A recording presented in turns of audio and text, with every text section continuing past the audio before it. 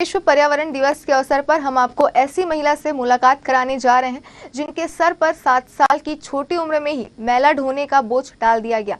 उस समय उनकी उम्र के बाकी बच्चे स्कूल जाया करते थे, लेकिन समय का फेर कहें या मेहनत का नतीजा आज वो बच्ची देश के चौथे सर्वोच्च नागरिक सम्मान पद्मश्री से नवाजी जा चुकी है।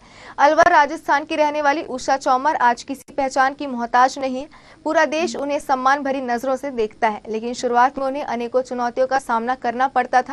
तो आइए पद्मश्री उषा चौमर से ही जानते हैं कि किस तरह उन्होंने समाज में मैले ढोने से लेकर पद्मश्री सम्मान तक का सफर पूरा किया और इस दौरान क्या क्या चुनौतियां उनके सामने आई। देखिए पद्मश्री उषा चौमर से हमारे संवाददाता अंकित मिश्रा की खास बातचीत। चलिए सामने देखिए, सामने एक मिनट।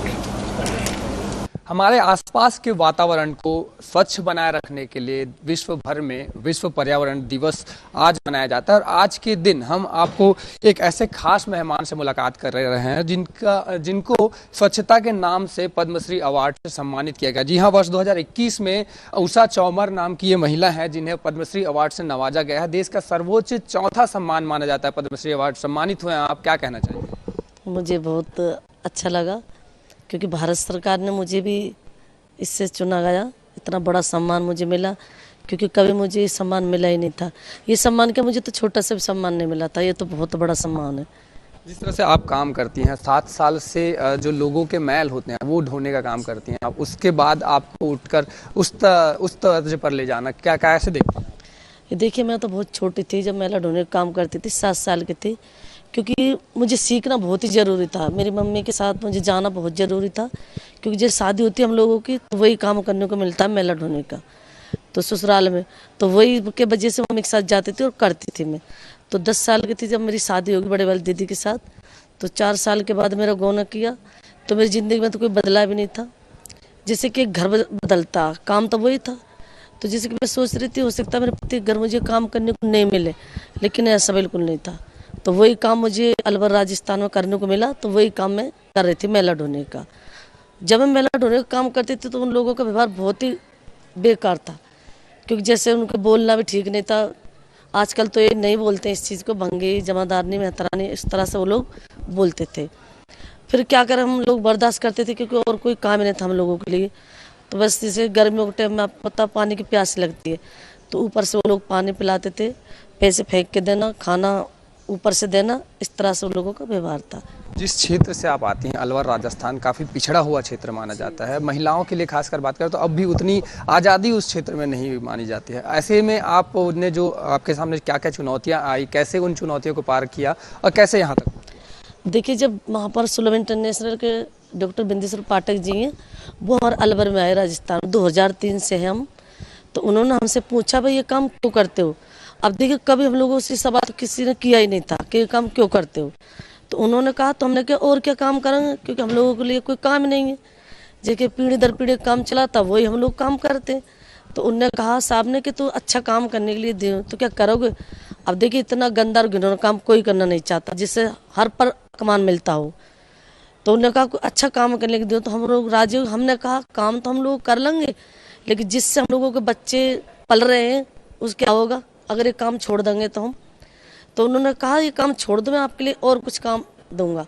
तो देखिए, वहाँ पर नई दिशा के नाम से एक संस्था खोली उन्होंने, सुलभ इंटरनेशनल ने। तो वहाँ पर हम लोगों ने सबसे पहले जैसे कि पढ़ना लिखना सब लोगों ने सीखा। तो हम लोग जो सामान हम लोग बनाने लगे, अचार पापड़ टनिक बत्तियाँ जूट बैग पार्लर का काम सिलाई कढ़ाई ये सब लोग हम बनाने लगे। तो डॉक्टर पाठक जी से कहा सर सामान तो हम लोग बना लेंगे लेकिन इसको खरीदेगा कौन, क्योंकि वो लोग तो हमारी छाया से भी इतनी दूर रहते हैं। तो सामान तो हमारे लिए बहुत दूर की बात है वो खरीद के खाना। तो उन्होंने कहा तुम लोग सामान तो बनाओ, सामान मैं खरीदूंगा, सुलभ खरीदेगा।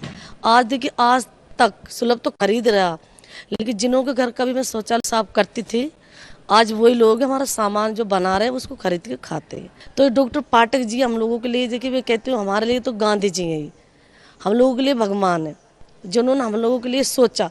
ना तो देखिए हमारे समाज के हैं वो, और ना ही वो हमारे अलवर के रहने वाले हैं, वो बिहार के हैं। उन्होंने हम लोगों के लिए सोचा, तो मैं तो उनको बहुत बहुत धन्यवाद देती हूँ। उन्हीं की वजह से देखिए मोदी जी ने अवार्ड दिया था 80 घाट की सफाई के लिए, तो अवार्ड था डॉक्टर पाठक जी का।